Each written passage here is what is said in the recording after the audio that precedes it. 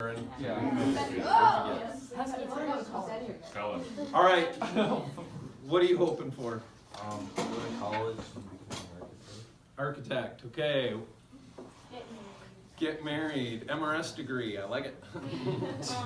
Complete like a bucket list.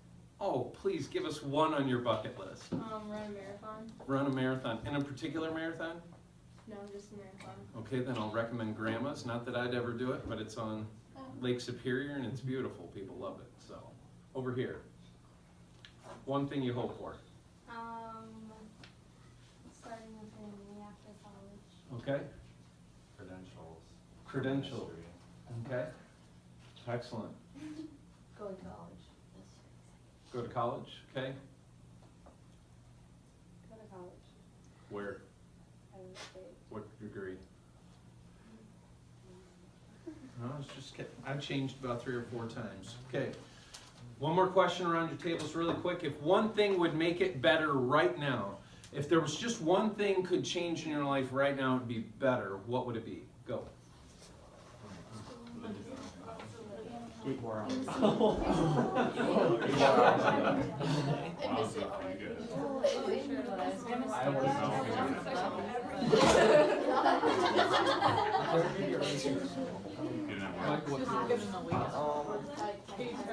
That is hard.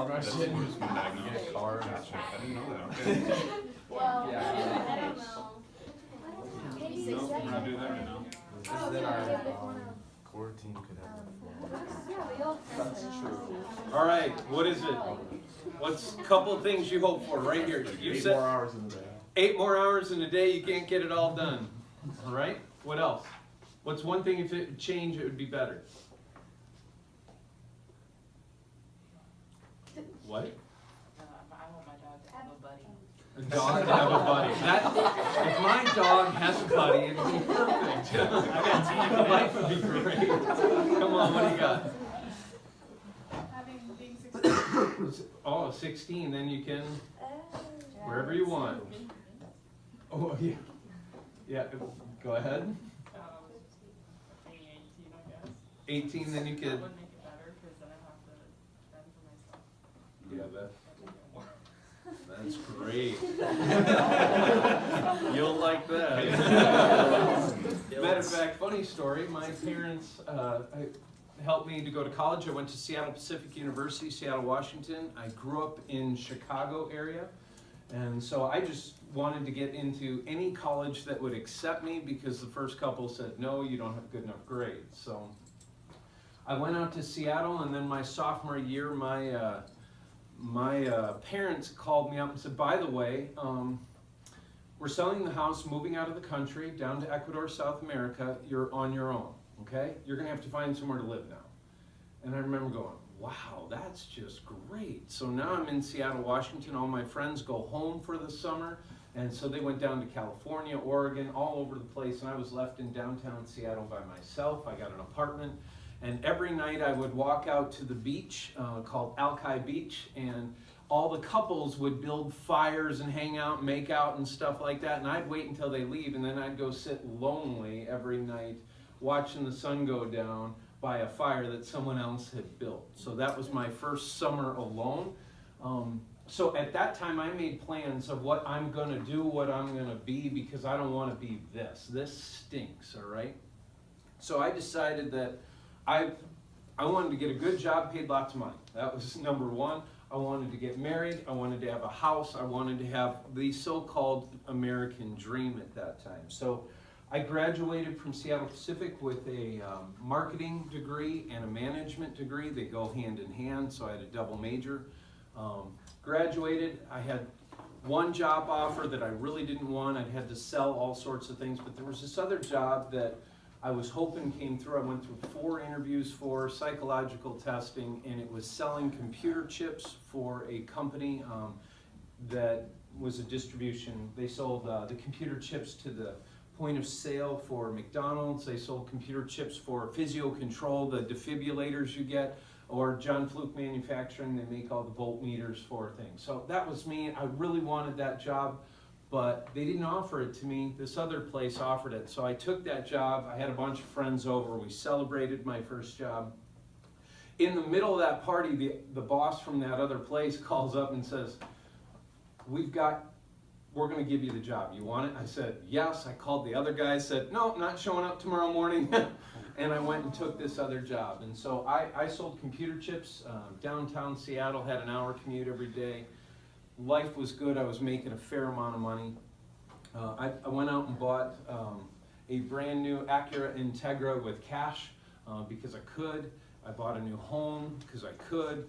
And it was everything was rolling good, except I started to look at the guys around me. By the way, the guy that I was about to become like, he had $1 million house on the Lake Washington in downtown Seattle.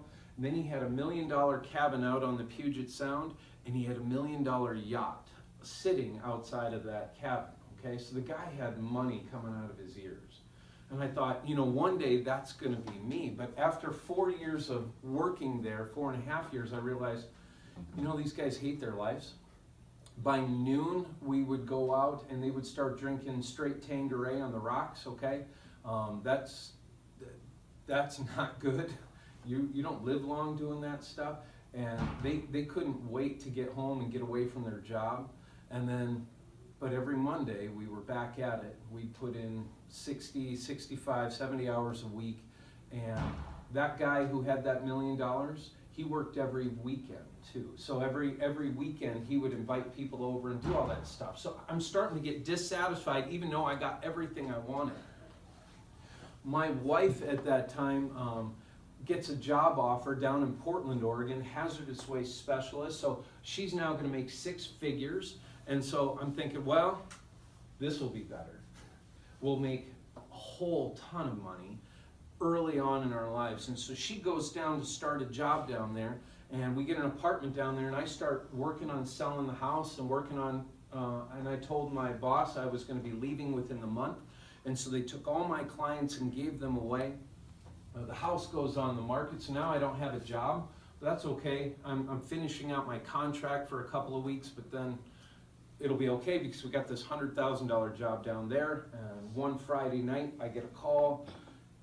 It's my wife. She says, by the way, I don't want you to come down this weekend. I said, okay, why don't you want to come down? Well, I'm busy. I said, okay, this is odd. I said, what do you mean you're busy? Well, actually, I want a divorce. And this is 1 year after marriage with everything we had. And I went, you what? I want a divorce. I don't feel like we're connecting anymore. So I got in a car, Seattle, drove down to Portland, Oregon from midnight, got there around 3 a.m., got to our apartment, and there's no one in the apartment. And I'm like, this ain't right. So I went to her place of business. 4 a.m., I'm sitting outside of her place of business. I wait at 6 o'clock, one car comes up, and it's my wife and another man. And at that moment, every hope and dream I had ever planned for was stripped away. So my car, I can't afford it anymore. My job, I don't have. My house is on the market, and if I don't sell it in about 15 days, I have another payment of about, $1,352 that I don't have the money for. And my wife has been not sleeping in her apartment. She's sleeping in some guy's house, okay? So everything is stripped away in 30 seconds or less in my life. I went into a tailspin and spiraled. I went and lived at people's, I sold my house, I sold my car, and I lived on the floor of my friend's house all up and down the West Coast. If someone would take me for a week, I'd lay on their floor, I'd eat their food, and then I'd get kicked out when I didn't do anything for a couple weeks. I'd go to the next place. My parents, they had left, they'd gone to be missionaries in Ecuador, South America. And so they thought it would be good to send me down there. I got there, my dad turned to me and said, we don't want you sitting here doing nothing, so you're going to be a dental assistant. Okay, they've got this medical van that drives into these places where no people live. You're going to go down with that medical van and help the dentist, okay? We want you doing something. So we drove down. The very first time we're down by the Amazon River, or the headwaters of the Amazon, and I'm a dental assistant. I know nothing, you know. The guy would look at me and say, pull that tooth. Literally give me a pair of pliers, I'd pull that tooth because they were old and rotten teeth. You know, they just needed them out, right? And so you'd pull them, they just fall right out. Well, that night we'd set up camp. My third night in Ecuador, I'm with a bunch of people I don't know. We're 9 hours away from where my parents are, and the van we're in, one of the locals gets us in his truck, and we go down to get water out of the river to have up for our water. So we've got these 20-gallon buckets all through the back of his, like a cattle truck. And he starts driving back up out of this ravine up, and we cross this bridge that's just, wide enough just to fit the tires of the truck. And there are 3 people in the cab, there are 3 people in the back, and there are about 10 people hanging onto the back bumper. And I'm new, I don't know anything about this. Why are they on the back bumper? You could ride up away from the dust. So I'm up right behind the cab, standing out there enjoying it. It was beautiful. Well, the guy driving misses, he's in second gear and he's running out of steam because we've got 20 of those 20-gallon buckets back there, 11 people and all on this vehicle, and he misses second gear. He tries to downshift into first gear, he misses it. And the truck starts rolling backwards. He decided it'd be great that I'll just jump. And so he jumped out of the truck. So now we've got a truck with 11 people on the back, 3 here, and then 20 buckets of 20 gallons each, heading back for this bridge, and we have no driver. It comes off, the wheels pop off the edge of that thing, it pops up like this, all 11 people off the back go flying, and now there's only 3 of us holding on to that cattle bar, and 3 people in the middle. And next to me was the dentist, next to me is a surgical nurse. He was from, I don't remember where he's from. And this cattle bar all around, and the truck pitches up like this, and it's 75 feet down this ravine right here, and I'm hanging on, and I jump up, I'm in college, I still can move, jump up, grab that cattle bar, I get it right about here as this thing pitches over like this, and in my head I hear, let go. And I ask, am I gonna die? And I heard no. So I let go, drop, that truck goes right over the top of me. Now the dentist takes it right across the hips. His hips are split all over the place. In a second, he's got a baseball-sized thing here. I took a couple of hits from those 20-gallon bottles of water in my chest, in my face, so I'm a mess. And there now, I have no hope even of life, all right? So my health is gone, everything's gone. I'm sitting in the middle of Ecuador, 9 hours away from any place, and I'm thinking, Lord, what else can you take away, right? I put my hope in stuff. Do you see it? My hope was in that car, my hope was in marriage, my hope was in my job, my hope was in whatever I could. When you put your hope in something that changes, you can lose it. Everything changes on this earth except one thing. That's God. So I'm going to read to you probably one of my favorite set of verses. It's in 1 Peter.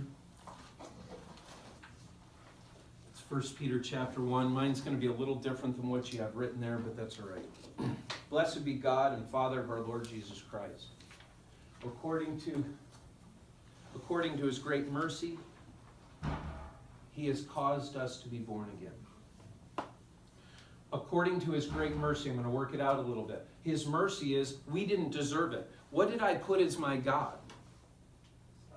Stuff, comfort, pleasure. All that became, I said I loved God, but my priorities were all those other things. It became my God. Does he? It's like him saying, okay, I'll take you anyways, even you're giving me just seconds, And God in his great mercy didn't crush me and kill me. In his great mercy, what did he do? According to his great mercy, he caused us to be born again. He caused us to be changed anew. In other words, at that moment, when I'm down in Ecuador, I remember about 4 days later, I'm well, but I'm devastated. Physically, I was okay. So I started to go for a walk. Ecuador, South America, in Quito, there's about 2 million people. I don't care. I'm angry. I go for a walk. I speak no Spanish, and I walk downtown of this city into some pretty dark places. I remember a dog coming up and looking at me and running away because I was that angry. And during that time, I started calling out to God, why are you letting it? Why are you letting all this happen to me? Like it was his fault. And during that walk, I not heard an audible voice, but in my heart I realized, wait a second, I had chased all the wrong things. God let me have what I wanted. And if he lets us have what we want, it's not a great thing unless what we want is him. And so I got what I wanted, and it came to nothing. You guys have this title of hope. Watch this. According to his great mercy, he caused us to be born again to a living hope through the resurrection of Jesus Christ from the dead. If you want hope, you have to put it in something that is unchanging. The only thing that is unchanging in this world is Christ. Watch what this hope in these verses give us. To an inheritance that is imperishable, undefiled, unfading, kept in heaven for you. So, the hope we have is in Christ, and it's undefiled, unfading, it'll never go away, and it's kept in heaven for us by God, who by God's power are being guarded through faith for salvation. So not only that, God is guarding us, he's guarding our faith. If you have put your faith and trust in stuff, he's not guarding that. I don't care when, it's going to fall apart. If your hope is in I get the right guy, if my hope is I get the right job, it will fall apart. Sorry to tell you. But if you put it in Christ and say, Lord, forgive me for running from you, and Lord, may I seek after you, may you be my God and King, he guards you, he guards your faith through salvation, ready to be revealed at the last time. In this you rejoice, though now for a little while, if necessary, you've been grieved by various trials. My life was an example of someone living for self-centered issues. And it came apart. God said, look, if you seek me, you will find me. Seek ye first the kingdom of God. There's one verse, David says, why are you downcast, O my soul? Why are you turmoil within me? You guys get to that? Get to a moment where your life is in turmoil, you wish you could run away? Okay? I just wish I could get away from this. And then it'd be better. David said, yeah, why are you downcast, O my soul? Why are you so in turmoil within me? And then he does something that I'm going to recommend to each of you. Instead of talking to yourself like, oh, if only this was better, it'd be good. Say, I will yet hope in God. He didn't talk to himself, he started preaching to himself. He let the word of the Lord speak to him. He says, why are you downcast, O my soul? Why are you in turmoil with me? I will yet hope in the Lord. By the way, he said it to himself 3 times in 2 chapters. You constantly need to remind yourself who God is in the midst of all this. I would like to tell you that my life has been super easy since this and perfect. It hasn't been, but it has been blessed. My life has changed. What I live for, if I don't have a house, we didn't have a house for 4 or 5 years here, so what? So what? We had a great time. Now we have a house, so what? Because my hope isn't in stuff. My hope is in God. And I turn to him in all sorts of things. So, I want to question around your table.